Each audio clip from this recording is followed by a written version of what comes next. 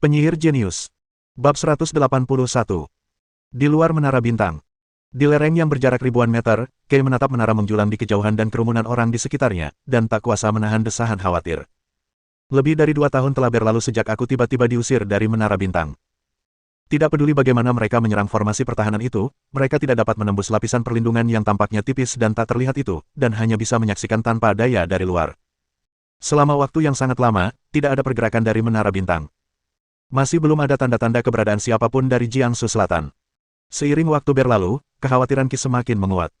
Aliansi Bintang berulang kali mengirim orang untuk mendesaknya kembali dan mengambil alih pertempuran, tetapi Qi mengabaikan mereka dan bersikeras untuk menunggu di sini. Lagi pula, dia tahu betul bahwa tanpa dukungan Aliansi Bintang, bahkan jika Kadipaten Bintang mengalahkan Kekaisaran Emas Biru dan menelan sebagian besar wilayahnya, mereka tidak akan mampu mempertahankan keuntungan yang telah mereka raih. Sunan adalah jiwa dari Aliansi Bintang. Tampaknya, Aliansi Bintang tentu akan sulit dipertahankan. Selain itu, Sunan adalah satu-satunya adik laki-lakinya. Di belakang Qi, Skepter, Traveler, dan Ross berdiri berdampingan, semuanya menatap Menara Bintang yang jauh dengan alis berkerut. Sunan sudah lama tidak muncul, mungkinkah sesuatu benar-benar terjadi padanya? Kata sang pelancong sambil mengerutkan kening. Baik tongkat kerajaan maupun mawar itu tetap diam. Mereka pun tidak bisa menjawab pertanyaan itu. Situasi di Menara Bintang benar-benar aneh. Sepertinya tidak ada yang salah dengan itu, tetapi kuncinya tidak dapat digunakan, jadi Anda tidak bisa masuk, dan menyerangnya pun tidak berpengaruh. Jika ada yang salah dengannya, susunan pertahanan masih berfungsi dengan sempurna. Ia berhasil bertahan dari pengepungan oleh banyak murid penyihir selama lebih dari 2 tahun tanpa runtuh, yang menunjukkan bahwa sistem energi Menara Bintang masih cukup normal. Situasi aneh ini sangat membingungkan sehingga mustahil untuk dipahami meskipun Anda memeras otak. Jika mereka tidak begitu enggan untuk melepaskan harapan mereka menjadi penyihir, mereka pasti sudah pergi sejak lama dan tidak akan membuang waktu lebih dari 2 tahun di sini. Apa sebenarnya yang terjadi di dalam? Kebingungan terpancar di mata tongkat kerajaan itu. Para anggota Dewan Kebenaran pun sama bingungnya. Maifik menatap Menara Bintang dengan saksama, ekspresinya dipenuhi kecemasan dan kejengkelan yang hampir tak tertahankan. Setelah lebih dari 2 tahun, kesabarannya hampir habis sepenuhnya. Siapapun yang telah menghabiskan lebih dari 2 tahun tanpa henti menyerang Menara Bintang setiap hari, namun masih tidak melihat harapan untuk menembusnya, pasti tidak akan dalam suasana hati yang baik. Apakah ini benar-benar akan berhasil jika kita terus seperti ini? Kata Maifik dengan wajah muram. Pasti ada kolam elemen di Menara Bintang yang dapat terus mengisi kembali energi yang dikonsumsi oleh susunan pertahanan. Kecuali kita dapat memberikan kerusakan instan pada susunan pertahanan melebihi batasnya, kita tidak akan mampu menembus susunan pertahanan tersebut tidak peduli berapa lama kita mengepungnya. Fabio berkata tanpa ekspresi, jadi, apakah kau akan menyerahkan Menara Bintang? Mata Maifik berkedut, dan dia terdiam. Bagaimana mungkin aku menyerah? Itulah satu-satunya harapannya untuk menjadi seorang penyihir. Jika dia melewatkan kesempatan ini, dia harus menunggu 20 tahun lagi. Akankah dia masih hidup saat itu? Sekalipun dia mampu, saat itu umurnya hampir habis, dan sekalipun dia menemukan cara untuk menjadi penyihir, dia mungkin tidak akan punya cukup waktu untuk mewujudkannya. Jika tidak, mengapa dia terus bertahan sampai sekarang, padahal dia tahu bahwa harapan untuk menembus formasi pertahanan itu tipis. Menara Bintang praktis adalah satu-satunya kesempatannya sekarang. Ide Maifici juga merupakan ide dari anggota Dewan Kebenaran lainnya. Tidak perlu terlalu pesimis. Kata-kata Megison menarik perhatian semua orang. Menara Bintang seharusnya hanya ada di dunia material selama 3 bulan, tetapi sudah jauh melampaui waktu itu. Pasti ada yang salah dengannya. Banyak orang secara naluriah menatap Evans. Evans mengangguk, memang, terakhir kali Menara Bintang muncul, ia menghilang setelah 3 bulan. Melihat Maifik hendak berbicara, dia dengan cepat menambahkan, namun, saya tidak tahu banyak tentang itu, dan saya sama sekali tidak mengerti situasi terkini di Menara Bintang. Maifik mendengus dan berkata, masalah ini jelas berkaitan dengan Sunan. Pria itu sudah lama tidak keluar, mungkinkah dia sudah mati di dalam? Kata seseorang. Banyak orang mengangguk tanpa sadar. Ujian di Menara Bintang jelas tidak dapat dipisahkan dari pertempuran sesungguhnya, dan pengalaman Evans dapat membuktikan hal ini. Sunan mungkin saja tewas dalam pertempuran sesungguhnya. Jika memang begitu, berarti dia lolos begitu saja, kata Maifik dengan nada kesal. Dia sangat marah kepada pelaku yang menyebabkan situasi tak terduga itu. Jika Sunan meninggal di Menara Bintang, itu lain cerita, tetapi jika dia tidak meninggal, dia pasti tidak akan membiarkannya pergi begitu dia keluar dari menara. Baiklah, cukup basa-basinya, mari kita mulai. Megison menyela percakapan dan bangkit berjalan menuju Menara Bintang. Yang lain tampak murung, tetapi mereka juga bangkit dan mengikuti. Sekarang mereka hanya bisa berharap bahwa sistem pertahanan Menara Bintang akan mengalami kerusakan setelah beroperasi dengan intensitas tinggi dalam waktu lama, sehingga mereka masih memiliki kesempatan untuk memasuki Menara Bintang. Melihat para anggota Dewan Kebenaran memulai serangan rutin harian mereka, para murid penyihir yang sedang mengamati segera mundur menjauh. Pada awalnya, mereka akan bergabung dengan Dewan Kebenaran untuk mengepung Menara Bintang. Namun dalam beberapa bulan terakhir, setelah Mavik yang pemarah membunuh beberapa murid penyihir dengan dalih tertentu untuk melampiaskan amarahnya, tidak ada yang berani mendekati mereka karena takut akan murka mereka. Sebagian dari mereka yang penakut sudah pergi. Namun, masih banyak orang yang tetap tinggal, berharap dapat memanfaatkan kekacauan tersebut. Dewan Kebenaran juga tidak menganggap serius orang-orang kecil ini. Mereka semua hanyalah semut yang bisa dimusnahkan hanya dengan jentikan pergelangan tangan. Jika mereka berani menyimpan pikiran yang tidak pantas, maka mereka tidak seharusnya menyalahkan kita karena bersikap kejam. Sesampainya di Menara Bintang, Megison dan para sahabatnya hendak melepaskan mantra mereka seperti biasa ketika tiba-tiba terdengar dentuman dahsyat di atas kepala mereka. Mereka mendongak dengan takjub dan melihat puncak Menara Bintang tiba-tiba meledak. Di tengah puing-puing yang berterbangan, sesosok muncul secepat kilat, berhenti sejenak di udara, lalu perlahan turun dari langit. Sunan. Evans menatap dengan takjub. Maivik awalnya terkejut, lalu sangat gembira, senyum jahat terspread di wajahnya. Pria itu masih hidup. Sempurna. Pada saat yang sama, Qi dan yang lainnya di kejauhan juga melihat Sunan dan terbang mendekat. Jiangsu Selatan.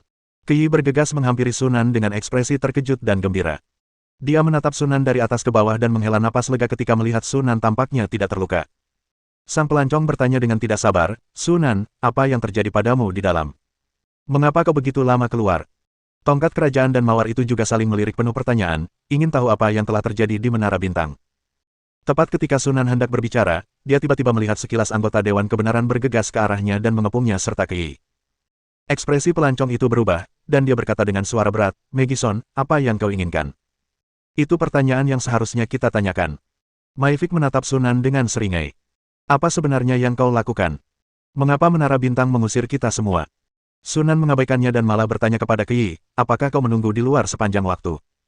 Qi mengangguk dan berkata, "Bagaimana aku bisa pergi dengan tenang jika kau tidak keluar?" Bahkan dikelilingi oleh Dewan Kebenaran wilayah Barat Laut yang terkenal, Sunan tetap tenang dan terkendali, sama sekali mengabaikan tatapan bermusuhan dari musuh-musuh di sekitarnya, dan perlahan menanyakan kepada Qi tentang apa yang terjadi selanjutnya. Pemandangan ini membuat para anggota Dewan Kebenaran geram. Terutama Maivik, yang matanya menunjukkan niat membunuh yang terang-terangan. "Karena kau tak mau bicara, maka aku akan menunggu sampai aku bisa mengambil jiwamu sebelum menginterogasimu perlahan-lahan." Setelah menunggu lebih dari 2 tahun, kecemasan dan kemarahan Maivik telah mencapai batasnya. Kini, diprovokasi oleh ketidakpedulian Sunan terhadap mereka, dia tidak bisa lagi menahan diri dan melakukan tindakan gegabah. Di depan mata semua orang, kepala Maivik tiba-tiba membengkak dan berubah bentuk, seketika berubah menjadi kepala hiu raksasa yang ganas. Ia membuka mulutnya yang merah darah, memperlihatkan deretan taring tajam, dan menerkam Sunan dengan ganas. Namun, yang lebih cepat darinya adalah seberkas cahaya perak yang tiba-tiba melesat keluar dari antara alis Sunan. Cahaya perak itu menembus kehampaan seperti kilat, menembus lapisan demi lapisan perlindungan tanpa halangan, dan memasuki kepala hiu. Kemudian cahaya itu muncul dari bagian belakang kepala, menyemburkan darah hangat. Maivik terhuyung maju beberapa langkah, lalu jatuh ke tanah dengan bunyi gedebuk, tak bergerak, dan kepalanya kembali ke bentuk semula. Kesunyian. Keheningan yang mencekam. Semua orang menatap pemandangan itu dengan mata terbelalak, wajah mereka dipenuhi rasa tidak percaya dan terkejut.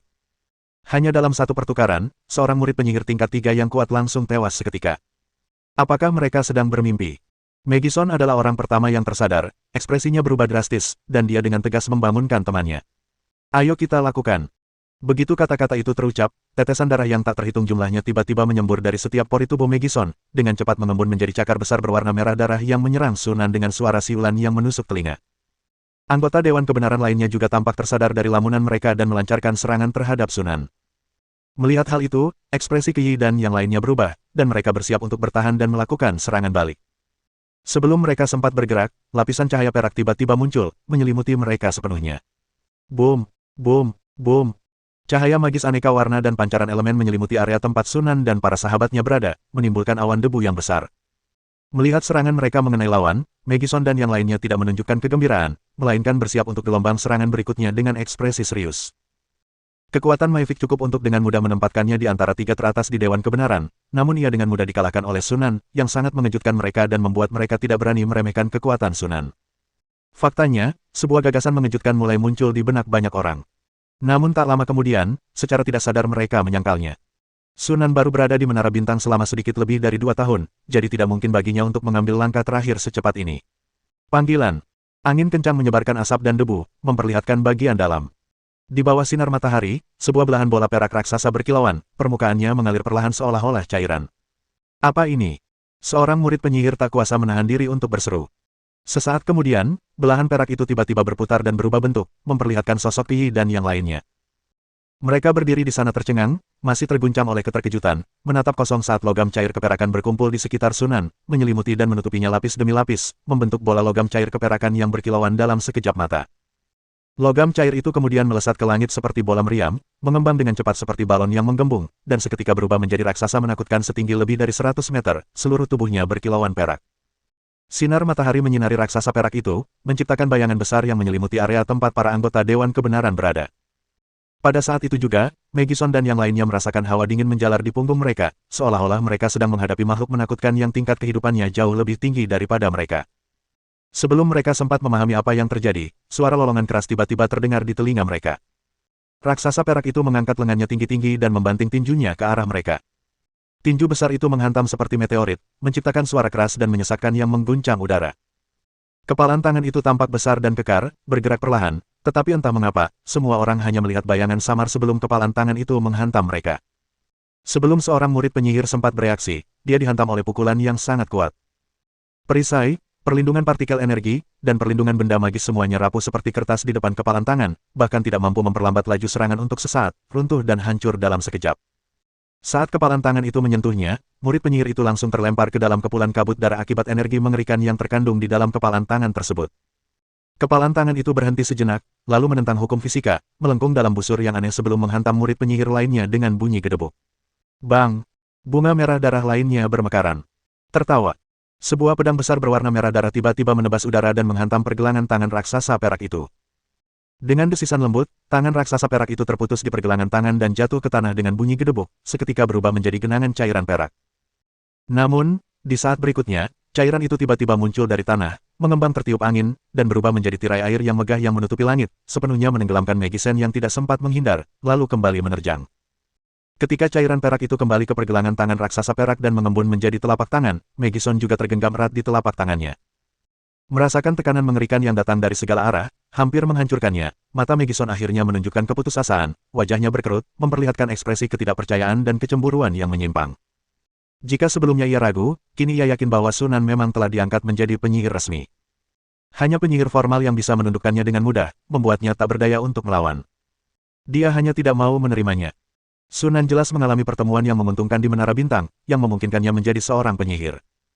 Seandainya dia tidak diusir dan mendapatkan hadiah warisan melalui percobaan, dia pasti akan mampu meraih terobosan. Hanya selangkah lagi untuk mencapai keadaan bak mimpi itu. Dia tidak rela mati seperti ini. Ah! Rasa sakit hebat yang menjalar ke seluruh tubuhnya membuat Megison menjerit melengking.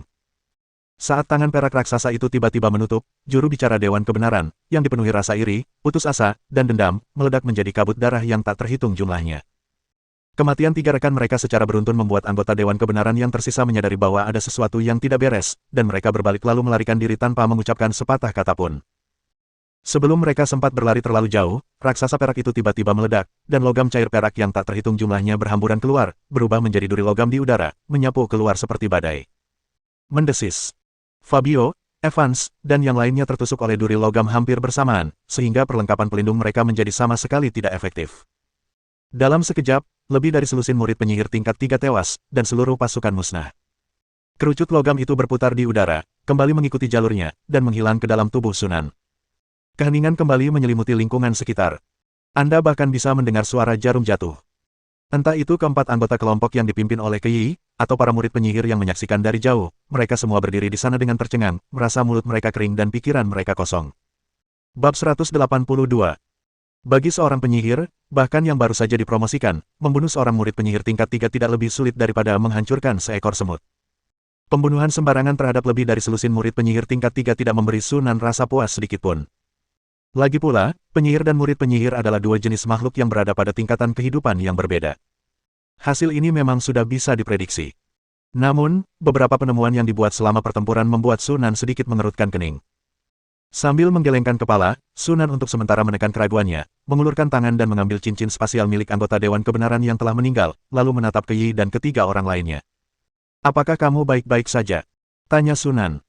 Tongkat kerajaan, pengembara, dan mawar itu semuanya menggelengkan kepala secara naluriah sebelum tiba-tiba tersadar dari lamunan mereka. Wajah mereka menunjukkan campuran kompleks antara keterkejutan, kebingungan, dan ketidakpercayaan.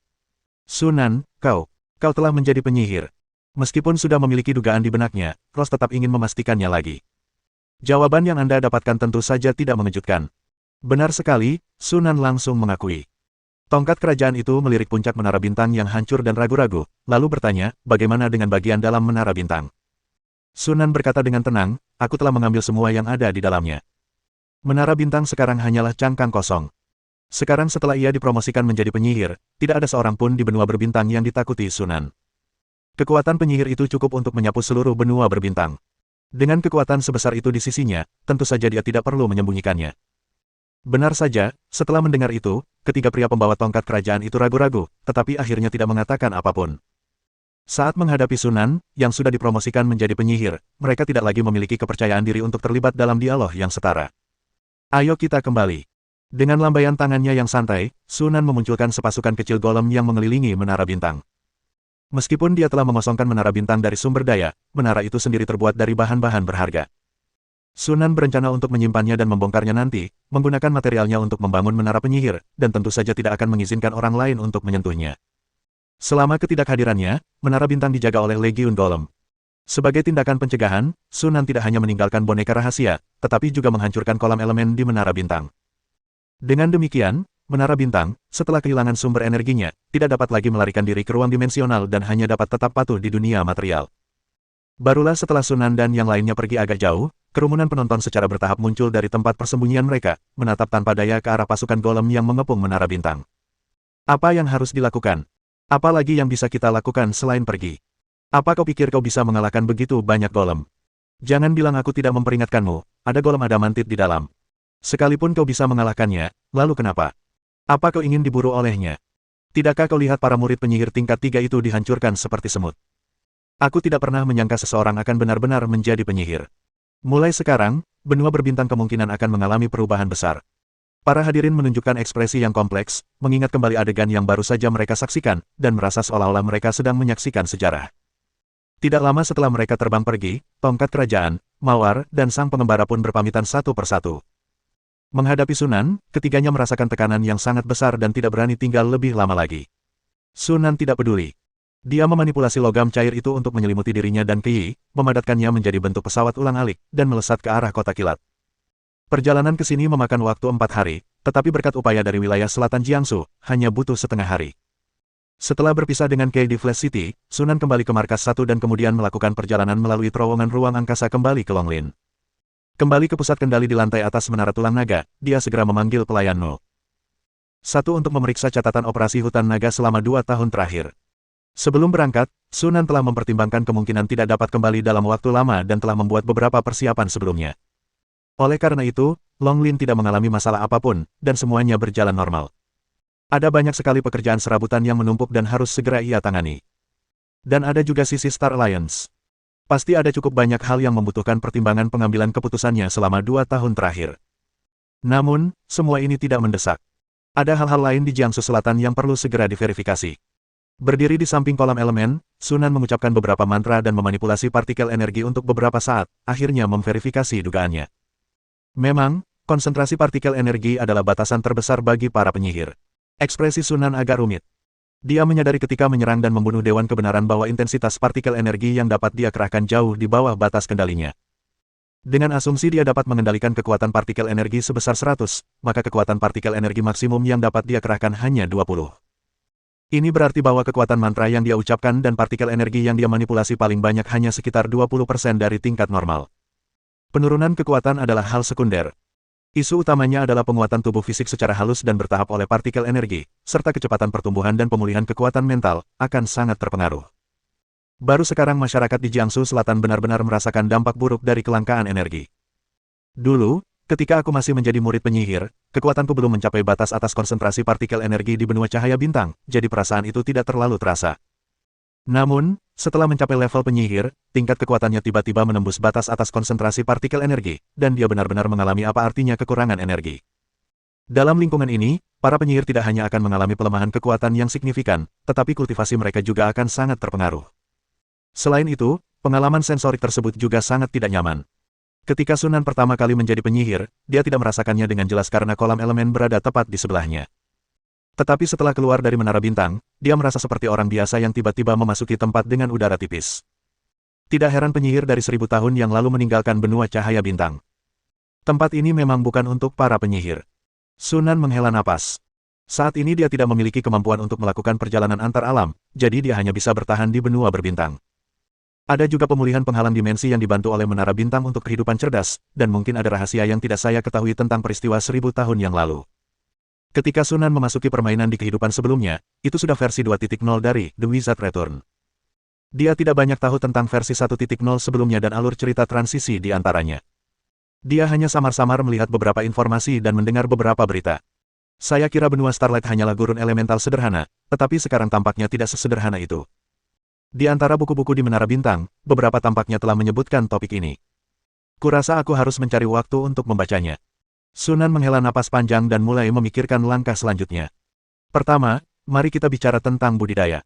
Pertumbuhan dan penyempurnaan kekuatan spiritual berbentuk gas sangat lambat. Bahkan peningkatan 1% pun bisa memakan waktu bertahun-tahun. Belum lagi, benua Starlight saat ini kekurangan energi. Tanpa bantuan eksternal, apalagi peningkatan, akan lebih baik jika benua itu bisa mempertahankan levelnya saat ini.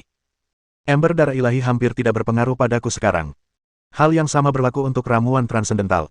Kita perlu mensintesis ramuan tingkat yang lebih tinggi terlebih dahulu.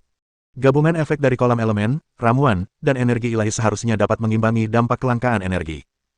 Langkah selanjutnya adalah mencari cara lain untuk mempercepat pertumbuhan kekuatan mental. Kedua, ada artefak sihir. Hal ini tidak sulit bagi masyarakat di Jiangsu bagian selatan. Seandainya bukan karena keterbatasan kekuatan mentalnya, dia pasti sudah mensintesis artefak magis sejak lama ketika dia masih menjadi murid penyihir. Namun, Sunan tidak bermaksud untuk sekadar mensintesis beberapa artefak magis.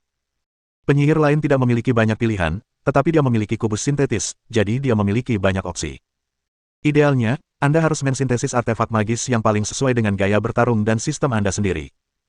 Hanya dengan cara ini efek 1 ditambah 1 lebih besar dari 2 dapat dicapai. Masalah ini memerlukan pertimbangan yang cermat. Lalu ada eksperimen. Setelah mencapai level penyihir, banyak eksperimen yang sebelumnya tidak mungkin dilakukan karena keterbatasan kekuatan mental kini dapat dimasukkan dalam agenda. Contohnya termasuk peningkatan pada Mystic Puppet dan Bloodline Mark, serta jejak rune yang lebih canggih daripada tato sihir. Yang terakhir adalah Menara Penyihir. Sebagai salah satu ciptaan alkimia terhebat dalam sejarah peradaban sihir, Menara Penyihir terkenal di seluruh multiverse. Hingga saat ini, peradaban dimensi yang tak terhitung jumlahnya telah tumbang akibat bombardir Menara Penyihir. Ketenarannya telah lama menyebar ke berbagai penjuru dunia. Ada sebuah pepatah yang beredar di seluruh multiverse, apa yang lebih menakutkan daripada seorang penyihir adalah seorang penyihir dengan menara penyihirnya. Setiap penyihir bermimpi memiliki menara sihirnya sendiri. Namun, membangun menara penyihir bukanlah hal yang mudah. Sebuah menara penyihir yang memenuhi syarat harus memiliki pasokan energi magis yang stabil, medan energi pelindung, perangkat serangan jarak jauh, pasukan golem internal, dan komandan konstruksi roh menara, di antara hal-hal lainnya. Sumber daya yang dibutuhkan untuk membangun menara penyihir paling sederhana sekalipun bernilai puluhan juta koin emas. Bahkan penyihir resmi pun jarang memiliki koin emas sebanyak itu. Oleh karena itu, banyak penyihir tingkat pertama tidak memiliki menara penyihir sendiri. Bahkan di antara penyihir tingkat 2, sangat sedikit yang mampu membangun menara penyihir. Secara garis besar, menara penyihir dapat dibagi menjadi 2 jenis. Mereka yang bisa terbang, dan mereka yang tidak bisa terbang. Istilah, menara penyihir terbang, terutama merujuk pada menara penyihir yang dibangun di atas garis lei. Menara-menara penyihir ini seringkali terikat pada simpul garis lei, lokasinya tetap dan tidak dapat dilepas, apalagi terbang. Di mata banyak penyihir, menara penyihir jenis ini sama sekali tidak layak disebut menara penyihir. Kecuali jika mereka kekurangan uang dan harus membangun menara penyihir karena suatu alasan, sangat sedikit penyihir yang akan memilih untuk membangun menara penyihir di simpul garis lei. Sebagian besar penyihir memilih untuk membangun menara penyihir terbang. Dalam klasifikasi peradaban penyihir, menara penyihir dibagi menjadi kecil, sedang, dan besar sesuai ukurannya, dari rendah ke tinggi. Semakin besar menara penyihir, semakin mahal biaya pembangunannya. Menara penyihir berukuran sedang dan besar kini berada di luar jangkauan Sunan. Sekalipun kau membongkar seluruh benua Starlight, kau tetap tidak akan memiliki cukup sumber daya untuk membangun menara penyihir berukuran sedang. Tujuannya hanyalah sebuah menara penyihir kecil. Meskipun ukurannya kecil, menara ini jauh melampaui menara bintang dalam hal skala. Membangun menara penyihir membutuhkan sumber daya yang sangat besar. Mengingat kondisi benua bintang saat ini, akan sangat sulit untuk membangun menara penyihir. Menghancurkan menara bintang dapat mengumpulkan beberapa sumber daya, tetapi kekurangannya masih sangat besar. Mustahil bagi Star Alliance untuk mengumpulkan sumber daya yang tersisa dalam skala saat ini. Mata Sunan berbinar, dan dia sudah mengambil keputusan. Sebelum membangun menara penyihir, hal pertama yang harus dilakukan adalah menyatukan benua cahaya bintang. Hanya dengan cara ini kita dapat mengintegrasikan sumber daya manusia dan material dari seluruh benua Starlight dan memusatkan semua sumber daya untuk membangun menara penyihir. Menyatukan dunia permukaan bukanlah hal yang sulit. Sebagian besar dapat diserahkan kepada kerajaan bintang. Dia hanya perlu berurusan dengan para murid penyihir. Adapun urusan dunia bawah, itu adalah tanggung jawab aliansi bintang. Selain itu, Anda juga perlu menemukan hutan gelap dan kota bintang jatuh. Kedua warisan dunia sihir ini kemungkinan mengandung banyak sumber daya. Memperolehnya akan mengurangi tekanan sumber daya secara signifikan. Untungnya, petunjuk menuju hutan kegelapan berada di tangan kota laba-laba. Jadi, mari kita bertindak melawan kota laba-laba dan mengambil langkah pertama dalam penyatuan dunia bawah oleh aliansi bintang. Setelah berpikir sejenak, Sunan telah membuat beberapa pengaturan untuk masa depan. Segera setelah itu, dia mulai merenungkan masalah tahta kegelapan. Setelah merebut menara bintang, dia tanpa ragu telah menjadikan tahta kegelapan sebagai musuhnya. Dark Throne bukanlah organisasi baik hati dengan pikiran terbuka. Begitu mereka kembali ke benua Starlight, mereka pasti akan membalas dendam. Kita harus mempersiapkan hal ini sebelumnya. Saya ingat waktu resmi dimulainya versi 2.0 adalah sekitar tahun 2000 menurut kalender bintang. Namun, dalam lebih dari 10 tahun sebelumnya, tampaknya pasukan sihir utama telah mengirim orang ke benua cahaya bintang untuk mengumpulkan informasi dan mendirikan pos terdepan sebagai persiapan untuk masuknya pasukan utama berikutnya. Sunan samar-samar ingat bahwa di antara kelompok pertama pasukan penyihir yang mengirimkan pengintai ke benua cahaya bintang, terdapat tahta kegelapan. Alasan saya mengingat ini adalah karena para penyihir, Dark Throne, melakukan banyak pembunuhan di benua berbintang, membuat para pemain pada waktu itu harus menanggung lebih dari 10 tahun kegelapan. Situasi para pemain baru sedikit membaik setelah faksi-faksi penyihir utama menetap di benua Starlight dan kekuatan tahta kegelapan berhasil dibendung. Akibatnya, begitu para pemain menjadi lebih kuat, mereka segera bergabung untuk melancarkan serangan balik terhadap The Dark Throne. Sekarang adalah tahun 1269 kalender cahaya bintang, yang berarti lebih dari 700 tahun sebelum para penyihir pertama memasuki benua cahaya bintang.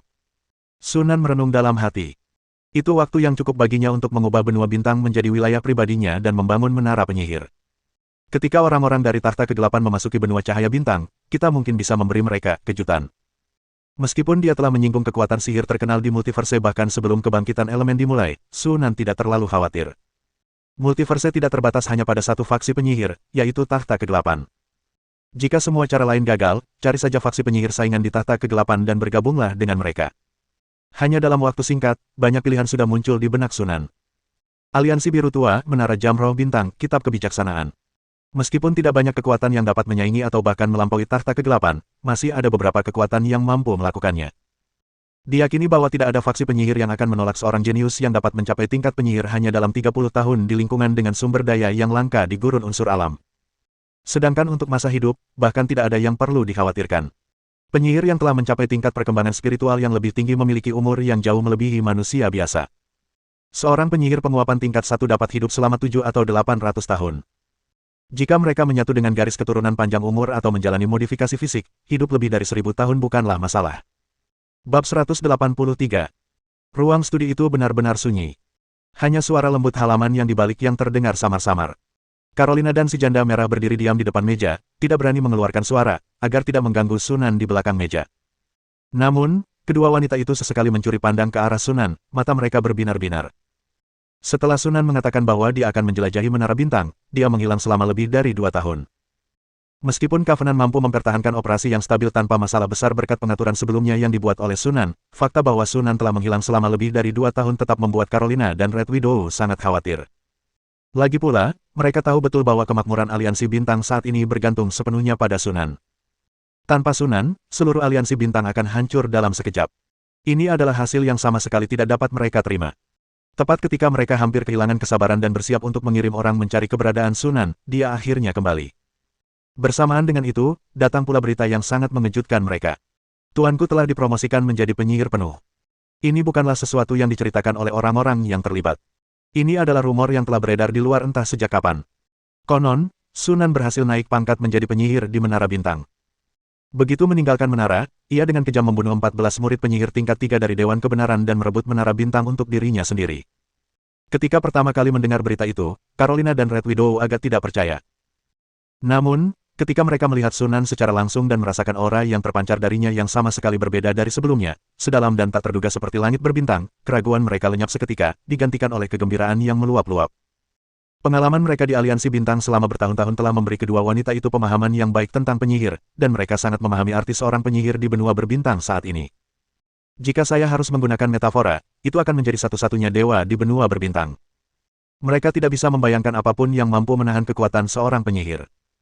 Dengan Aliansi Bintang Penyihir, penyatuan dunia bawah, atau lebih tepatnya, penyatuan benua bintang, adalah tren yang tak terbendung. Ini bahkan lebih besar dan lebih menarik daripada ambisi mereka sebelumnya untuk menjadi penguasa dunia bawah. Membayangkan hal itu membuat kedua wanita tersebut merinding, dan wajah mereka memerah karena kegembiraan. Tatapan mereka ke arah tuan mereka di balik meja menjadi semakin kagum dan penuh hormat. Sunan tidak memperhatikan gerakan halus kedua wanita itu, dan fokus sepenuhnya pada peninjauan laporan dari 2 tahun terakhir. Karena penghentian sementara ekspansi, wilayah Star Alliance hampir tidak berubah selama 2 tahun terakhir, kecuali pengembangan lebih dari 10 titik sumber daya baru. Mungkin karena alasan inilah, para Dark Elf berhenti mengirim orang untuk mengganggu mereka. Covenant telah menikmati periode perdamaian dan ketenangan yang langka.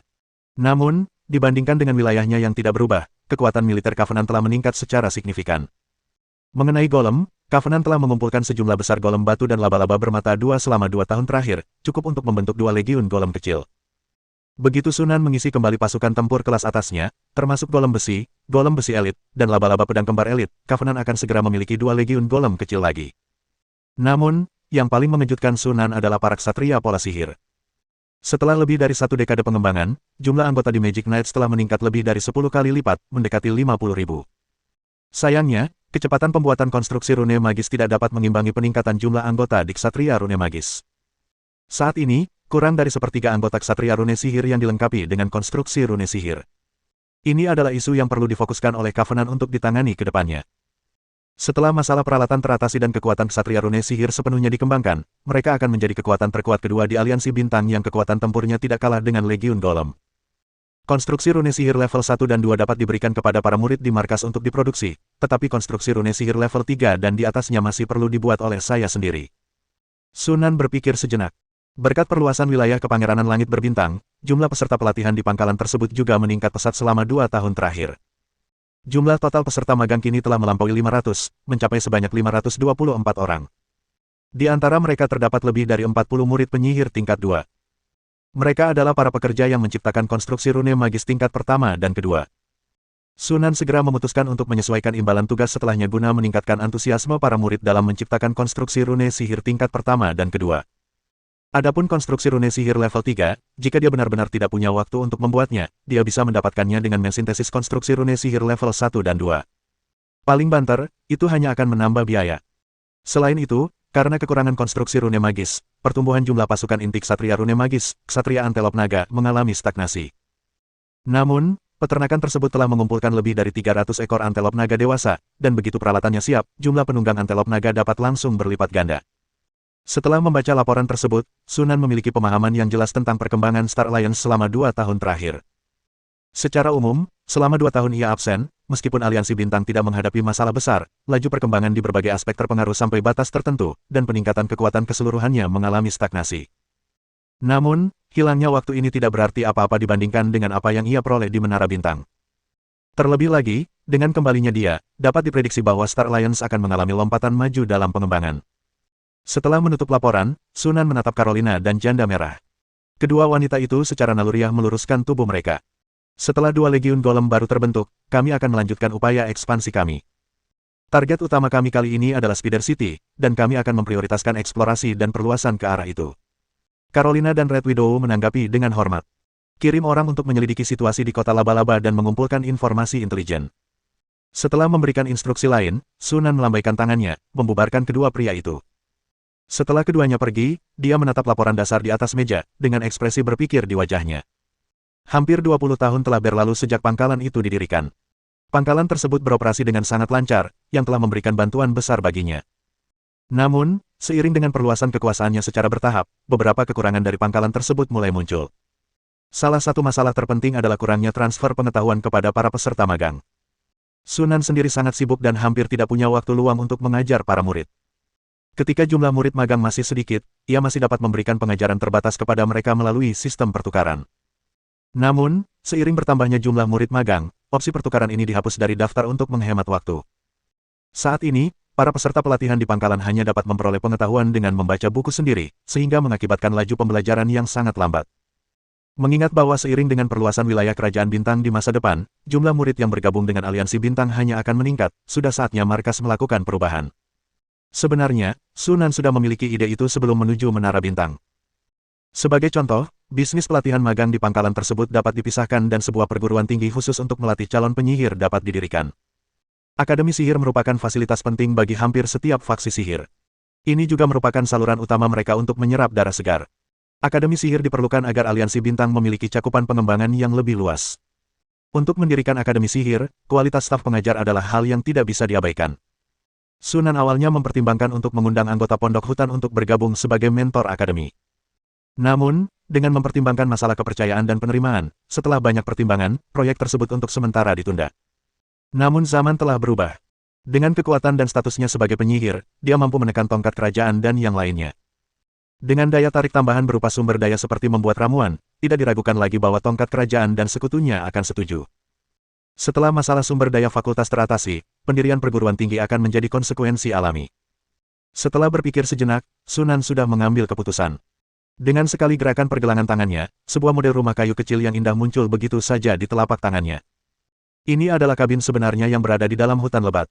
Hal ini ditemukan dalam lingkaran spasial Megisen dan lainnya. Seperti yang sudah ia duga, Night Owl telah tewas di tangan Dewan Kebenaran. Para pemburu yang memiliki hubungan rahasia dengan Evans sebagian besar akan celaka. Termasuk Sunan, pondok di hutan lebat itu kini hanya dihuni oleh 4 orang yang menyedihkan, dan pada dasarnya hanya tinggal nama saja. Namun ini adalah hal yang baik, karena memudahkannya untuk mengambil alih tenaga kerja yang tersisa. Setelah membereskan kabin di hutan, Sunan bangkit dan meninggalkan ruang kerja. Distrik Longlin 3, di atas dataran. Sunan muncul entah dari mana, menatap naga tersembunyi yang berlari liar melintasi dataran dan Emi duduk di punggungnya, senyum terukir di wajahnya. Selama perjalanannya ke Menara Bintang, Sunan tidak membawa naga tersembunyi bersamanya, melainkan meninggalkannya di hutan naga. Selama lebih dari 2 tahun, Yinlong tidak memurnikan garis keturunannya, sehingga konsentrasi garis keturunannya meningkat sangat lambat. Namun, konsentrasi dalam darahnya sudah lebih dari 90%, dan setelah lebih dari 2 tahun, sekarang mendekati 94%. Satu-satunya masalah adalah begitu konsentrasi garis keturunan melebihi 90%, garis keturunan naga bawahan dari naga tersembunyi sudah menduduki peringkat pertama di hutan naga. Darah dari spesies naga subras lain, ketika dimasukkan langsung ke dalam naga tersembunyi, memiliki sedikit efek. Zat ini harus disintesis dan dimurnikan sebelum dapat digunakan untuk meningkatkan konsentrasi garis keturunan naga tersembunyi. Untungnya, tidak banyak hal lain di Longlin, tetapi pembuluh darah naga sangat banyak, sehingga laju peningkatan konsentrasi garis keturunan naga tersembunyi tidak banyak melambat. Sunan memperkirakan bahwa garis keturunan naga tersembunyi akan menyelesaikan evolusinya paling lama dalam 2 atau 3 tahun. Kemudian dia akan memiliki kekuatan dahsyat lainnya yang setara dengan seorang penyihir yang dapat dia manfaatkan. Memikirkan hal ini, senyum terlintas di mata Sunan. Meong, Sunan. Suara yang tajam itu menginterupsi pikiran Sunan. Tiba-tiba ia merasakan sedikit beban di pundaknya. Menoleh, ia melihat Emi sudah bersandar di pundaknya, menatapnya dengan mata biru safir yang lebar, dan langsung melontarkan serangkaian pertanyaan. Kapan kamu kembali, Meong? Menemukan Menara Bintang, Meong. Kenapa kamu lama sekali, Meong? Sunan dengan cepat menyela anak kecil itu, dan berkata sambil tersenyum, aku baru kembali beberapa hari. Menara Bintang sudah ditemukan, tetapi ada sesuatu yang terjadi, jadi butuh waktu sedikit lebih lama. Emi tidak mendesak lebih jauh. Dia hanya senang melihat Sunan kembali. Tepat saat itu, lubang hidung makhluk kecil itu berkedut, dan ia mengendus Sunan beberapa kali, matanya menunjukkan keterkejutan yang mirip manusia. Meong. Kau telah menjadi penyihir. Kau juga bisa merasakannya. Sunan menatap anak kecil itu dengan heran. Meskipun Emi memiliki kemampuan untuk merasakan fluktuasi partikel energi, dia sengaja menekan kemampuan tersebut, sehingga Emi seharusnya tidak dapat merasakannya. Indraku sangat tajam, Meong. Aura yang terpancar darimu persis sama dengan aura para penyihir yang pernah kutemui sebelumnya. Emi dengan bangga mengangkat kepalanya, lalu menatap Sunan dengan kagum. Itu luar biasa, Meong. Kau menjadi penyihir hanya dalam waktu lebih dari 20 tahun, Meong. Dan di lingkungan seperti ini, kamu adalah kucing jenius paling luar biasa yang pernah kulihat selain pemilikku. Emi sangat gembira hingga ia menari-nari, dan siapapun yang tidak mengetahui situasinya akan mengira ia telah menjadi seorang penyihir. Sunan bertanya dengan rasa ingin tahu, berapa lama waktu yang dibutuhkan gurumu untuk menjadi seorang penyihir. Awalnya Emi ingin menyebutkan angka dengan isyarat, tetapi setelah melirik cakarnya yang gemuk, dia menyerah dan malah berkata dengan suara tegas, 16 tahun, Meong. Menjadi penyihir dalam 16 tahun. Sunan mengangguk sedikit. Kecepatan ini memang sangat cepat. Tidak, Meong. Emi menggelengkan kepalanya karena terkejut. Tuan menjadi penyihir pada usia 16 tahun. 16 tahun. Sunan terkejut, lalu dengan cepat menyadari, gurumu adalah keturunan roh sejati. Benar sekali, Meong, kata Emi dengan bangga. Sunan langsung takjub. Yang disebut keturunan roh sejati merujuk pada anak-anak dari penyihir roh sejati. Pada tingkatan penyihir, esensi kehidupan jauh melampaui makhluk biasa. Keturunan mereka dilahirkan dengan fisik dan kekuatan mental yang lebih kuat daripada orang biasa, hampir pasti memiliki kualifikasi untuk menjadi murid penyihir, dan lebih mungkin untuk melangkah lebih jauh di jalan ilmu sihir. Sebagai contoh, keturunan yang lahir dari persatuan dua penyihir tingkat pertama setidaknya dapat menjadi murid penyihir tingkat ketiga, dan peluang mereka untuk maju menjadi penyihir beberapa kali lebih tinggi daripada orang biasa. Jika keturunan lahir dari persatuan dua penyihir tingkat 3, mereka hampir pasti akan menjadi penyihir sejati, kecuali terjadi keadaan yang tidak terduga. Keturunan yang lahir dari persatuan penyihir roh sejati memiliki bakat yang menakjubkan, dan banyak di antara mereka menjadi penyihir resmi pada usia 16 atau 17 tahun. Orang-orang ini disebut keturunan dari roh sejati. Di dunia sihir, keturunan dari roh sejati seringkali identik dengan kejeniusan. Sunan tidak pernah menyangka bahwa guru Emi sebenarnya adalah keturunan dari roh sejati. Jika dipikirkan seperti ini, tidak mengherankan jika pihak lain mampu memelihara hewan peliharaan ajaib yang unik seperti Emi. Dia adalah dukun generasi kedua. Fondasi mereka tak tertandingi oleh penyihir biasa. Namun, sama seperti naga, semakin kuat penyihirnya, semakin sulit bagi mereka untuk bereproduksi. Di seluruh multiverse, jumlah keturunan roh sejati sangat sedikit. Sunan semakin penasaran mengapa Emi ditinggalkan di benua berbintang. Namun, melihat anak kecil yang bangga itu, dia dengan bijak tidak menyebutkan masalah tersebut, dan malah tersenyum serta mengelus kepala anak kecil itu. Ketika era penyihir kembali tiba, guru Emi kemungkinan akan kembali ke benua bintang, dan kemudian alasannya akan menjadi jelas. Mengaum. Teriakan naga yang tersembunyi terdengar dari bawah. Begitu Sunan mendarat, Yinlong segera menghampirinya dengan penuh semangat dan menggesekkan kepalanya ke tubuhnya dengan penuh kasih sayang. Seiring meningkatnya konsentrasi garis keturunannya, panjang naga tersembunyi kini telah melampaui 30 meter, mendekati 40 meter. Kontras antara ukuran mereka yang sangat besar dan gerak-gerik intim mereka sungguh mencolok. Ayo kita ke laboratorium, aku akan memurnikan garis keturunanmu setelah sekian lama. Sunan menepuk sisik naga tersembunyi dan tersenyum tipis. Dalam 2 tahun lagi, kamu akan bisa menjadi naga sungguhan. Bab 184. Pada tahun 1269 kalender cahaya bintang, bulan api berkobar Juli. Perang kembali pecah. Sehari setelah aliansi bintang menyatakan perang, mereka melancarkan serangan sengit terhadap Kekaisaran Azure Gold. Meskipun mendapat jeda lebih dari 2 tahun, Kekaisaran Changjin, setelah kehilangan wilayah yang luas, tidak mengumpulkan banyak kekuatan dan menderita kekalahan berulang kali sejak awal perang melawan aliansi bintang, yang kembali menyerang. Kekaisaran Azure Emas, Kota Api Suci. Bulan berapi awalnya adalah hari ketika Kekaisaran Changjin mengadakan festival api tahunannya. Namun, Kota Api Suci, ibu kota Kekaisaran, terasa sangat sunyi saat ini, tanpa suasana yang meriah sama sekali. Istana Kekaisaran, ruang belajar. Kaisar Changjin, yang baru saja menyelesaikan urusan istana, kembali ke ruang kerjanya. Begitu membuka pintu, ia melihat tongkat kerajaan berdiri di dekat jendela, menatap langit di luar. Akhirnya kau datang menemuiku. Ekspresi Kaisar Changjin tidak baik. Tongkat kerajaan itu berbalik, menatapnya dengan penuh kerinduan, lalu menghela napas. Sudah kukatakan, aku tidak akan ikut campur dalam perang antara Kekaisaran dan Kerajaan Bintang. Apakah kau akan berdiam diri dan menyaksikan Kekaisaran runtuh dan garis keturunan kerajaan punah? Tanya Kaisar Changjin dengan gigi terkatup rapat. Dengan berita kekalahan yang datang berturut-turut dari garis depan dan Kekaisaran yang berada di ambang kehancuran, ia mengabaikan status superior pihak lain di dalam Kekaisaran dan mengadopsi sikap agresif. Namun, yang menanggapinya hanyalah tatapan tenang dan teguh dari tongkat kerajaan itu. Saya sudah lama membalas kebaikan keluarga kerajaan kepada saya. Kekaisaran dan saya sekarang hanya menjalin hubungan kerjasama.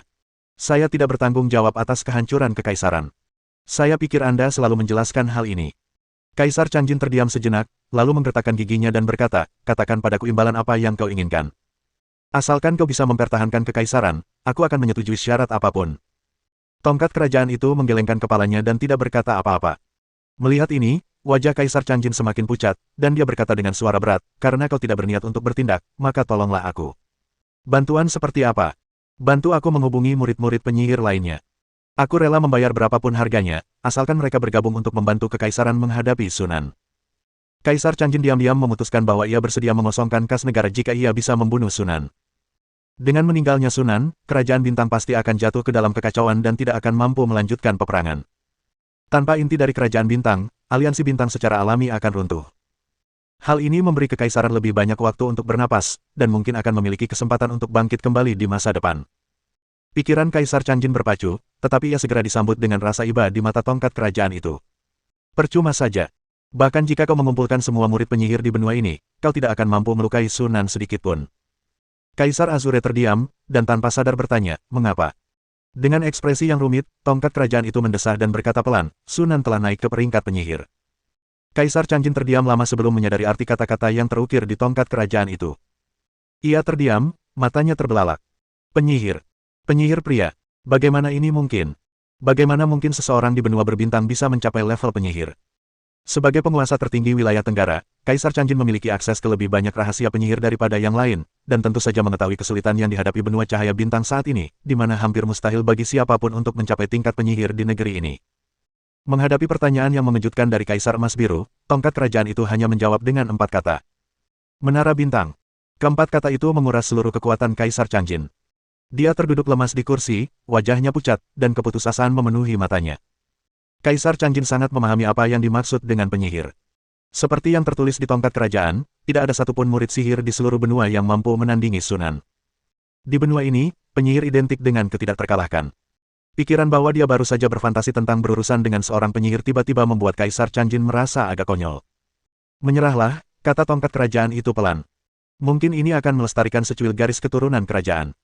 Kaisar Azure terdiam cukup lama sebelum berbicara dengan suara serak, apakah Kadipaten Langit Berbintang akan mengizinkan garis keturunan kerajaan untuk terus hidup? Kenapa tidak? Apa yang perlu dikhawatirkan oleh kerajaan bintang sekarang? Balas tongkat kerajaan itu. Kaisar Changjin membuka mulutnya, tetapi tak mampu berkata-kata untuk membantahnya. Ya, dengan seorang penyihir sebagai pendukung mereka, kerajaan bintang tidak perlu takut. Selama Sunan masih ada, tidak ada yang bisa menggoyahkan posisi keluarga Yanes. Sekalipun garis keturunan keluarga kerajaan Azure Gold tetap ada, hal itu tidak akan berdampak pada Kepangeran Bintang. Baiklah, kekaisaran menyerah. Setelah mengucapkan kata-kata tersebut, Kaisar Changjin tampak menua secara signifikan dalam sekejap.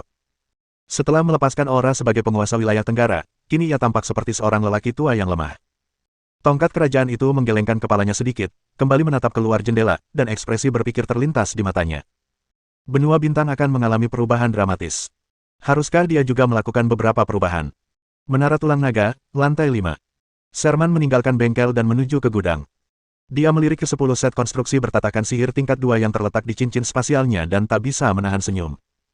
Konstruksi ajaib ini, setelah diubah menjadi poin kontribusi, akan cukup untuk ditukar dengan satu ramuan super. Cincin bintang ke-6 hampir selesai. Dengan ramuan super ini, seharusnya hampir rampung. Sambil memikirkan hal ini dengan gembira, Sherman memasuki aula utama dan diteleportasi ke area gudang. Begitu dia mendongak, dia melihat Atil dan Cory sedang mendiskusikan sesuatu tidak jauh dari sana. Lebih dari 1 dekade telah berlalu, dan baik Atil maupun Cory kini telah berusia 30 tahun. Namun, jika dilihat dari penampilan mereka saja, keduanya paling banter berusia awal 20-an. Perendaman dan peningkatan jangka panjang melalui partikel energi akan secara signifikan memperlambat proses penuaan para murid penyihir, menjaga tubuh mereka dalam kondisi prima hingga mereka hampir meninggal, di mana pada saat itu mereka akan menua lebih cepat. Oleh karena itu, kecuali perubahan penampilan disebabkan oleh penggabungan garis keturunan atau modifikasi fisik, sangat sedikit murid penyihir yang akan menunjukkan tanda-tanda penuaan. Sherman sendiri pun demikian. Artiri, Cory. Mendengar suara itu, Atil berbalik dan melihat Sherman, senyum cerah terpancar di wajahnya. Cory mengangguk sedikit padanya, acuh tak acuh seperti biasanya. Sherman tampaknya tidak peduli dan dengan santai bertanya, apa yang kau lakukan di sini? Dia melirik sekeliling lagi, tampak terkejut, mengapa ada begitu banyak orang hari ini? Atil menatap Sherman dengan mata terbelalak, bertanya dengan heran, kau tidak tahu? Tahukah kau? Sherman terdiam sejenak, akhir-akhir ini aku sering berada di bengkel dan baru saja keluar. Apa terjadi sesuatu? Atil merasa lega dan berkata sambil tersenyum, guru sudah kembali. Sherman terkejut sesaat, lalu diliputi kegembiraan. Guru itu menghilang selama lebih dari 2 tahun.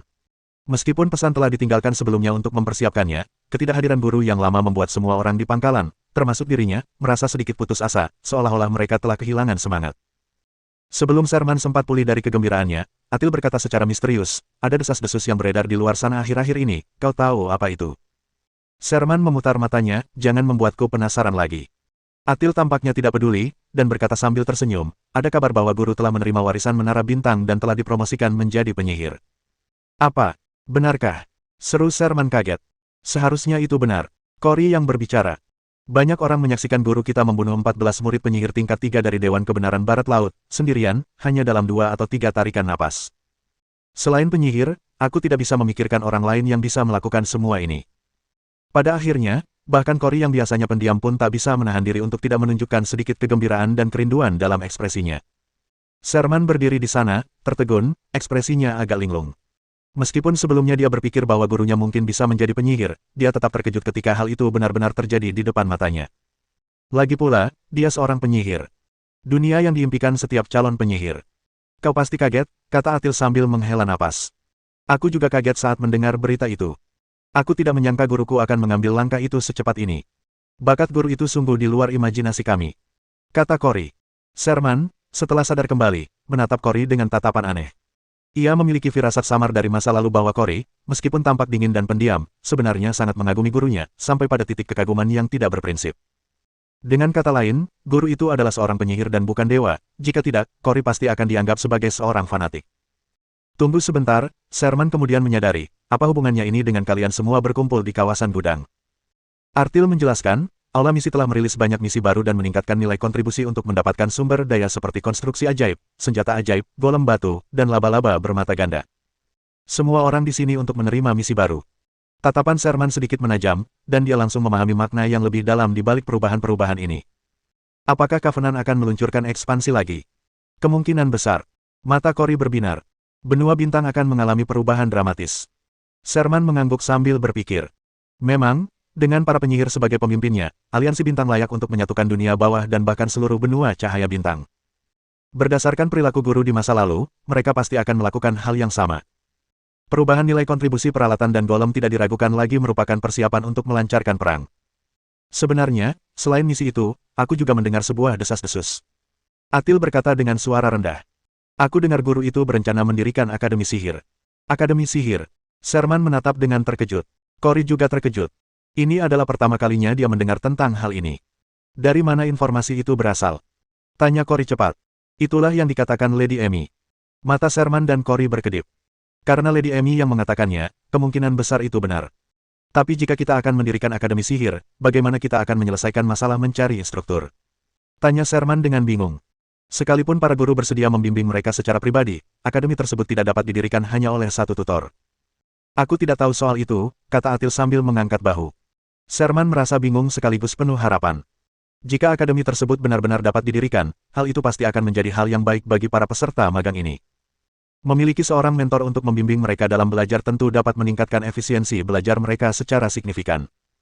Di masa depan, ketika saya menghadapi masalah sulit, saya tidak perlu lagi membenamkan diri dalam kerja keras. Lantai 6 Menara Tulang Naga, area eksperimental. Di laboratorium yang luas dan terang, Sunan berdiri di depan meja kerja, menempatkan botol-botol ramuan pengaktif sekunder ke dalam kubus Rubik. Setelah membuka taman tanaman ajaib yang besar di distrik Longlin 2, pasokan bunga bulan perak meningkat secara signifikan, dan dia tidak perlu lagi khawatir tentang hal itu. Terutama selama 2 tahun di Menara Bintang, gudang itu dipenuhi dengan sejumlah besar bunga bulan perak, cukup untuk bertahan dalam waktu yang lama. Saat semakin banyak ramuan ditambahkan, informasi teks pada antarmuka sintesis kubus Rubik terus berubah, dan akhirnya, dengan kilatan cahaya, kata-kata tingkat keempat muncul. Ramuan jiwa kristal tingkat 4 unggul setelah dikonsumsi. Ramuan ini sangat meningkatkan kecepatan kondensasi energi mental dan meningkatkan efisiensi penyerapan partikel energi. Durasi 182 hari dan 22 jam. Efeknya tidak kumulatif. Pengguna harus setidaknya berada di tingkat pertama tahap transformasi Ki, dan energi mental mereka harus mencapai tingkat tertentu, tingkat rendah 25,32%, tingkat menengah 17,88%, tingkat unggul 8,24%, tingkat unggul 1,02%. Sunan mengangguk diam-diam. Dilihat dari deskripsi efeknya, ramuan jiwa kristal hanyalah versi yang ditingkatkan dari ramuan aktif. Efeknya hanya lebih baik daripada ramuan aktif, dan tidak banyak perubahan lainnya. Adapun beberapa level terakhir, jelas mengacu pada level kristal bakat. Tingkat kristal bakat seorang penyihir memiliki dampak signifikan pada perkembangan masa depan mereka, yang bahkan tercermin dalam pembatasan penggunaan ramuan. Meskipun penyihir dengan tingkat kristal bakat yang lebih tinggi akan merasa lebih sulit untuk memadatkan kekuatan spiritual dibandingkan penyihir dengan tingkat kristal bakat yang lebih rendah, mereka juga akan kurang dibatasi oleh ramuan. Selain itu, dengan kemajuan yang sama dalam pemadatan energi mental, yang pertama akan lebih kuat dalam pertempuran daripada yang kedua. Secara keseluruhan, keuntungannya lebih besar daripada kerugiannya. Berdasarkan perhitungan ini, kemajuan kristalisasi saya saat ini sebesar 1,34% kira-kira setara dengan sekitar 30% dari kemajuan seorang ahli kristalisasi tingkat rendah. Wajah Sunan menunjukkan ekspresi puas. Inilah mengapa dia berusaha keras untuk mendapatkan kristal bakat tingkat lanjut. Meskipun sulit di tahap awal, kristal tersebut menawarkan banyak manfaat di tahap selanjutnya. Sunan kemudian mencoba mensintesis ramuan tingkat kelima, tetapi batas konsumsi tiba-tiba melonjak ke tahap kristalisasi tingkat pertama super 24,45%. Sepertinya kita harus bergantung pada ramuan jiwa kristal untuk waktu yang cukup lama. Sunan tidak terlalu kecewa. Kombinasi ramuan jiwa kristal, kolam elemen, dan energi ilahi sudah cukup baginya untuk berkultivasi seperti penyihir biasa tanpa terpengaruh oleh lingkungan benua cahaya bintang. Ini sudah sangat bagus. Kita tidak bisa meminta lebih. Kemudian kita bisa perlahan-lahan mencari cara lain untuk meningkatkan efisiensi budidaya. Setelah sadar, Sunan segera meminum ramuan itu dan kembali ke kolam elemen di lantai atas untuk mulai berkultivasi. 12 hari telah berlalu ketika kemajuan kondensasi energi mental meningkat sebesar 0,01%. Dengan laju seperti ini, dibutuhkan sekitar 300 tahun untuk mencapai tahap pertama pencairan es. Sunan berpikir sejenak.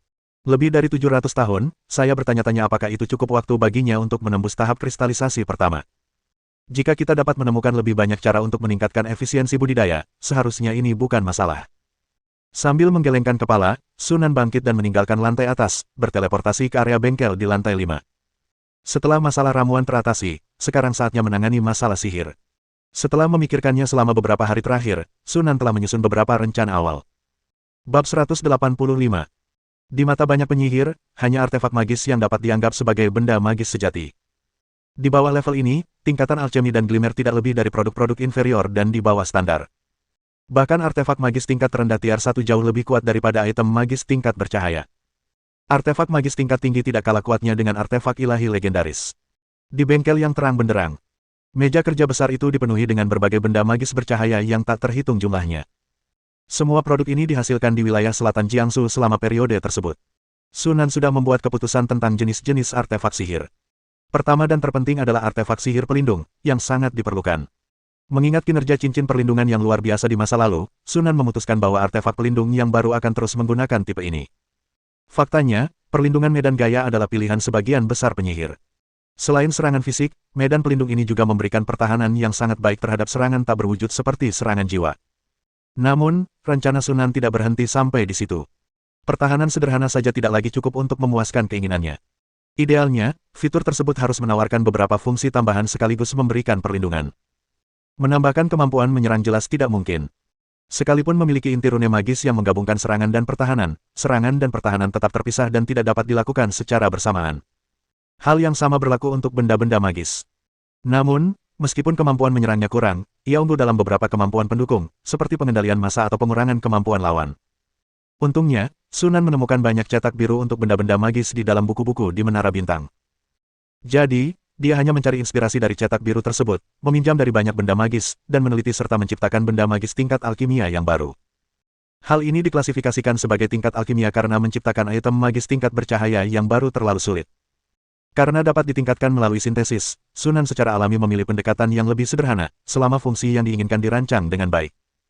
Cincin ajaib terakhir masih memiliki perlindungan medan gaya tak terlihat dari sebuah cincin pelindung, tetapi medan gaya tersebut tidak lagi sedekat permukaan tubuh seperti sebelumnya. Sebaliknya, volumenya telah diperluas secara signifikan, membentuk medan gaya berbentuk bola dengan radius 1 meter yang berpusat pada penggunanya. Semua musuh yang memasuki medan gaya ini akan ditekan olehnya, pada dasarnya akan dikenai tekanan berat, yang akan sangat membatasi pergerakan mereka. Dengan cara ini, item magis baru tersebut mencapai efek pertahanan dan pengendalian massa sekaligus. Tentu saja, penambahan fitur pasti akan menyebabkan penurunan efektivitas fitur individual. Poin yang paling jelas adalah bahwa fungsi pertahanan dari medan gaya pelindung berkurang secara signifikan. Namun, Sunan sama sekali tidak mempermasalahkannya, karena ia bisa menyelesaikan masalah tersebut dengan menggabungkan kubus Rubik. Dia meletakkan cincin-cincin di meja kerja ke dalam kubus Rubik satu per satu dan mulai mensintesisnya. Setelah menggunakan 26 cincin, antarmuka pembuatan item langsung berubah dan menampilkan kata-kata sihir. Namun, ini hanyalah artefak penyihir tingkat terendah, dan Sunan tidak berhenti, terus menambahkan lebih banyak cincin. Setiap kali sebuah cincin disintesis, Sunan akan mengeluarkan artefak magisnya untuk mencoba merasakannya. Penggunaan artefak magis juga dibatasi oleh kekuatan mental. Tanpa kekuatan mental yang cukup, penggunaan artefak magis tingkat tinggi secara paksa hanya akan menimbulkan dampak negatif dan menjadi tindakan yang merugikan. Dia tidak bisa membiarkan kekuatan artefak magis itu melebihi batas toleransinya. Setelah mensintesis 78 cincin, Sunan akhirnya merasakan tekanan karena berada di ambang batas kemampuannya. Apakah ini batasnya? Sunan melirik antarmuka sintesis, di mana levelnya masih tier 1. Dia memiliki firasat samar bahwa artefak magis ini masih cukup jauh dari mencapai tingkatan kedua. Namun, inilah batas kekuatan yang saat ini mampu ia pertahankan. Kami akan melanjutkan sintesis setelah kemajuan kondensasi membaik. Sunan mengeluarkan cincin itu, memakainya, lalu mengaktifkannya. Dalam sekejap, udara di sekitarnya tampak terdistorsi, dan gelombang tak terlihat menyebar keluar dari Sunan sebagai pusatnya. Berderak. Meja kerja logam di depannya tiba-tiba menjadi rata, seolah-olah sebuah tangan raksasa tak terlihat menekannya. Dengan suara melengking karena kewalahan, meja kerja yang ditempa dari besi olahan ajaib dan jauh lebih keras daripada golem baja, seketika berubah menjadi tumpukan besi tua yang rata. Sunan menyadari bahwa dia telah ceroboh dan segera memusatkan pikirannya, dan tekanan berat yang menekan besi tua itu langsung menghilang. Sebagai pengguna artefak magis tersebut, dia dapat menentukan target medan gaya tersebut. Jari-jari medan gaya tersebut sekitar 5 meter. Sunan mengangguk diam-diam. Ini praktis lapangan kecil. Dilihat dari meja kerja yang telah berubah menjadi besi tua, medan gaya ini, meskipun dengan tekanan yang sangat besar, sudah cukup untuk dengan mudah memusnahkan seorang legenda ring pertama. Namun, kita masih perlu mengujinya. Sunan berteleportasi ke area pelatihan dan melepaskan beberapa golem dan boneka adamantin untuk memulai pengujian. Dia sangat puas dengan hasilnya. Bahkan golem adamantin yang kuat pun tidak dapat bergerak sedikit pun di dalam medan gaya tersebut. Boneka legendaris dari cincin keempat hampir tidak bisa bergerak di bawah tekanan berat, tetapi kecepatannya tidak jauh lebih baik daripada kecepatan orang berusia 70 atau 80 tahun. Dapat dikatakan bahwa makhluk apapun di bawah level penyihir, begitu memasuki medan kekuatan, harus mengerahkan seluruh kekuatannya hanya untuk menahan tekanan, dan tidak dapat melakukan hal lain. Jika digunakan melawan makhluk legendaris dari cincin pertama atau kedua, efek tekanan tambahan yang semula ada, sebenarnya dapat memiliki efek mematikan yang mengerikan. Dari segi pertahanan, jika dikonversi ke level pertahanan, angkanya kira-kira antara 53.000 dan 55.000. Itu lebih dari 50 kali nilai cincin perlindungan tertinggi. Kekuatan pertahanan yang menakjubkan seperti itu tidak kalah dengan bakatnya sebagai logam cair. Tentu saja, pertahanan logam cair adalah pertahanan kerusakan instan, sedangkan pertahanan medan gaya adalah pertahanan kerusakan berkelanjutan. Setelah energinya habis, perlu diisi ulang sebelum dapat digunakan lagi, sehingga efek pertahanannya tidak sebaik yang pertama. Satu-satunya keuntungannya mungkin adalah dapat diproduksi secara massal. Sayangnya, tanpa bantuan petarung tingkat penyihir, kita tidak dapat memperoleh data yang lebih spesifik. Sunan merasa sedikit menyesal. Meskipun demikian, dia sudah sangat puas dengan data uji yang telah diperolehnya. Kita perlu memilih nama baru. Sambil mengusap permukaan cincin yang bertekstur, Sunan dengan cepat mendapatkan sebuah ide. Mari kita sebut itu, area terbatas. Setelah hampir menghabiskan semua cincin di zona terlarang pembuatan barang, Sunan terpaksa menunda idenya untuk membuat cincin kedua. Seperti cincin perlindungan, dia berencana untuk mensintesis setidaknya 5 item, zona terlarang, untuk dibawa bersamanya. Tidak ada seorang pun yang pernah berpikir bahwa mereka memiliki terlalu banyak cara untuk menyelamatkan hidup mereka. Namun, mensintesis artefak magis membutuhkan sejumlah besar item magis, yang kemungkinan akan membutuhkan waktu untuk dikumpulkan. Setelah mengatasi artefak pelindung, langkah selanjutnya tentu saja adalah menyerang mereka. Dalam hal ini, Sunan menyukai sebuah benda sihir tingkat cahaya redup yang disebut guntur hitam dari gambar desain menara bintang. Bahan utama untuk menciptakan Black Thunder berasal dari Thunderstone, yang terletak jauh di dalam alam elemen petir. Batu ini telah dihantam petir selama ratusan tahun. Seiring waktu, semua kotoran dan ampas telah terkikis dan dimusnahkan oleh petir, menyisakan bagian yang paling murni dan esensial, yang mengandung sejumlah besar partikel energi petir yang dahsyat. Petir hitam, yang dibuat dari batu petir, dapat mengubah semua partikel energi petir menjadi petir hitam yang dahsyat saat diaktifkan, melepaskan serangan yang menghancurkan pada targetnya dengan kekuatan yang luar biasa. Yang dihargai Sunan adalah bentuk serangan yang sederhana, lugas, dan ampuh ini. Lagi pula, untuk tipe serangan yang fleksibel, dia sudah memiliki logam cair. Di antara material yang diperoleh dari Menara Bintang terdapat banyak batu petir. Sunan menghabiskan waktu sebulan untuk memurnikan lebih dari 10 batu petir hitam, lalu mensintesisnya menjadi artefak penyihir pamungkas. Bahkan boneka yang kuat pun tidak mampu menahan kekuatan serangan terhadap artefak magis, jadi dia hanya bisa menemukan tempat terpencil untuk menguji kekuatan Black Lightning sebentar sebelum menyerah. Untuk mendapatkan data yang benar-benar detail, kita mungkin harus menunggu hingga naga tersembunyi berevolusi menjadi ras naga dan kita memiliki subjek uji yang sesuai. Sunan berencana menggunakan batu petir yang tersisa untuk menciptakan petir hitam guna mensintesis artefak magis kedua. Jika Anda ingin membuat lebih banyak artefak petir hitam, Anda harus pergi ke alam elemen petir untuk mengumpulkan lebih banyak batu petir. Meskipun penyihir tingkat pertama belum memiliki kemampuan untuk melakukan perjalanan antar alam, mereka masih dapat memasuki alam elemen untuk sementara waktu. Namun, alam elemen petir dikenal berbahaya di antara banyak alam elemen lainnya. Untuk berjaga-jaga, Sunan berencana untuk mengumpulkan lebih banyak kekuatan dan kartu truf sebelum memasukinya. Perlu disebutkan bahwa selama pengujian area terlarang dan Black Thunder, Sunan memperhatikan sebuah masalah yang tidak bisa diabaikan, pengisian daya artefak penyihir. Kekuatan artefak magis sangat besar, dan partikel energi yang dibutuhkannya untuk diserap agar pulih setelah habis jauh lebih besar daripada yang dibutuhkan oleh item magis tingkat rendah. Hal ini menyebabkan proses pengisian daya yang sangat panjang untuk artefak magis di lingkungan benua berbintang saat ini. Perkiraan awal menunjukkan bahwa dibutuhkan sekitar 2 bulan untuk mengisi kembali area terlarang tersebut. Karena Black Lightning hanya dapat menyerap partikel energi petir, kecepatan pengisiannya lebih lambat, membutuhkan waktu sekitar 8 bulan untuk sekali pengisian. Satu-satunya keuntungannya adalah kekuatan Black Thunder tidak terpengaruh oleh penipisan energi. Lagi pula, kekuatannya berasal dari partikel energi yang tersimpan. Di masa depan, jika kita menghadapi pertempuran, kita harus berusaha menggunakan logam cair sebanyak mungkin. Logam cair dikonsumsi jauh lebih sedikit daripada mantra dan benda-benda magis. Energi yang unggul secara inheren kurang terpengaruh oleh kelangkaan energi, dan logam cair tidak terlalu bergantung pada konsentrasi partikel energi, sehingga pengaruhnya bahkan lebih kecil. Jika tidak, kekuatan tempur Sunan mungkin akan melemah hingga ia tidak akan jauh lebih kuat daripada seorang murid penyihir tingkat 3. Setelah menyimpan artefak magis itu, Sunan menghela napas lega. Setelah ramuan dan artefak magis terpenting diamankan, kita sekarang dapat memfokuskan energi kita pada aspek lain. Sebagai contoh, boneka. Selama periode ini, Sunan meluangkan waktu untuk memulihkan kekuatan tempur tingkat tinggi dari 2 legiun golem kecil, dan sekarang seluruh aliansi bintang memiliki 6 legiun golem kecil. Lebih tepatnya, itu adalah pasukan golem berukuran sedang dan pasukan golem berukuran kecil. Pasukan golem kecil ke-7 juga sedang dibentuk. Namun, kekuatan utama dalam pembuatan golem adalah para murid di markas, dan Sunan hanya bertanggung jawab atas sejumlah kecil golem tingkat tinggi, sehingga tidak membutuhkan banyak usaha darinya. Fokusnya adalah pada boneka rahasia itu. Dalam 2 tahun sejak mereka pergi, Covenant telah mengembangkan 3 tambang perak, termasuk 1 tambang berukuran sedang, dan mengumpulkan hampir 30 kg mitril. Itu sudah cukup untuk membuat 2 boneka mistik. Namun, Sunan tidak berniat melakukan hal itu. Sebelumnya, ia harus menciptakan versi dasar dari artefak mistik karena keterbatasan keterampilan, bahan, dan kekuatan. Sekarang setelah kita memiliki bahan-bahannya, dan kekuatan serta tingkat keahlian kita mencukupi, kita tentu saja dapat mencoba membuat versi asli dari boneka mistik. Mystic Doll yang telah sepenuhnya berkembang memiliki kekuatan tempur yang setara dengan seorang penyihir sejati. Versi lengkap dari boneka mistik membutuhkan sekitar 36 kg mitril. Sunan baru saja mendapatkan banyak uang dari Menara Bintang dan cincin spasial anggota Dewan Kebenaran, memperoleh lebih dari 10 kg material mitril. Dikombinasikan dengan apa yang dimilikinya di gudang hutan naga, itu lebih dari cukup untuk membuat versi lengkap dari boneka mistik. Kekuatan mental setingkat penyihir dan keterampilan pembuatan boneka, level 5 sudah cukup untuk membuat boneka. Selain mitril, versi lengkap dari mistik juga membutuhkan sejumlah besar permata, logam langka, dan yang terpenting, kristal jiwa berukuran sedang. Bahan-bahan ini tidak kekurangan di Jiangsu Selatan sekarang. Ada banyak sekali bahan-bahan tersebut tergeletak di cincin spasial saya, semuanya disumbangkan oleh Menara Bintang dan Dewan Kebenaran. Namun, setelah menyelesaikan pembuatan artefak penyihir, Sunan berencana untuk mengambil cuti beberapa hari untuk beristirahat dan memulihkan diri sebelum menyempurnakan boneka rahasia tersebut.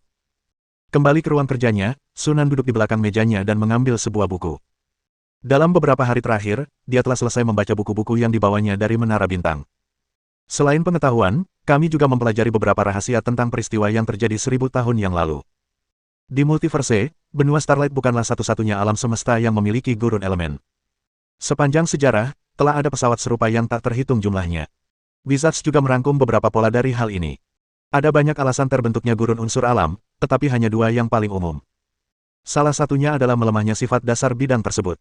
Secara sederhana, ini berarti bahwa masa pakai sebuah pesawat hampir berakhir, menyebabkan penurunan tajam pada energi elemennya. Gurun unsur yang disebabkan oleh alasan ini tidak dapat dipulihkan dan akan terus memburuk hingga asal-muasal alam tersebut benar-benar lenyap dan seluruh alam tersebut musnah. Kedua, hal ini berkaitan dengan batasan dimensi. Multiverse memiliki banyak sekali dimensi, masing-masing dengan jenisnya sendiri yang unik dan beragam. Tidak semua dataran memiliki gravitasi, tanah, magma, sinar matahari, udara, dan air. Beberapa dataran benar-benar kosong, bahkan tanpa sebidang tanah pun untuk dipijak. Namun, setiap alam semesta lengkap yang melahirkan kehidupan harus memiliki energi unsur seperti bumi, air, angin, api, dan petir. Satu-satunya perbedaan adalah kuantitasnya. Bidang-bidang dan bidang-bidang elementer ini dipisahkan oleh penghalang bidang khusus, yang, dalam istilah awam, seperti kain kasa dengan banyak lubang kecil. Melalui jaringan ini, energi unsur dapat mengalir perlahan ke dalam bidang tersebut. Tindakan penyihir murid membuka kolam elemen setara dengan memperlebar lubang pada kasa untuk meningkatkan jumlah energi elemen yang mengalir masuk. Namun, 1000 tahun yang lalu, penghalang antara benua cahaya bintang dan alam elemen mengalami perubahan. Lubang-lubang pada kasa ini menjadi semakin kecil, menyebabkan pengurangan signifikan dalam aliran energi unsur, mengubah seluruh benua cahaya bintang menjadi gurun unsur. Untuk mengatasi masalah ini, para penyihir bergabung untuk melakukan perbaikan penyegelan pada penghalang dimensi sebelum meninggalkan benua bintang. Menurut perkiraan mereka, penghalang dimensi benua cahaya bintang akan sepenuhnya pulih dalam waktu sekitar 2000 tahun. Selama periode ini, seluruh benua Starlight akan terisolasi. Setiap makhluk dengan tingkat kehidupan yang melebihi batas tertentu tidak akan dapat masuk atau keluar dari benua Starlight, dan setiap upaya untuk memaksa masuk atau keluar pasti akan menimbulkan konsekuensi yang sangat besar. Faktanya, banyak alam memiliki aturan yang serupa, itulah sebabnya makhluk dengan tingkat kehidupan yang lebih tinggi, seperti dewa, tidak dapat dengan mudah turun ke alam materi. Para penyihir semakin memperketat pembatasan ini di atas aturan yang sudah ada di benua berbintang untuk mencegah makhluk tingkat tinggi memasuki dan mengganggu keseimbangan unsur yang secara bertahap pulih. Bersambung.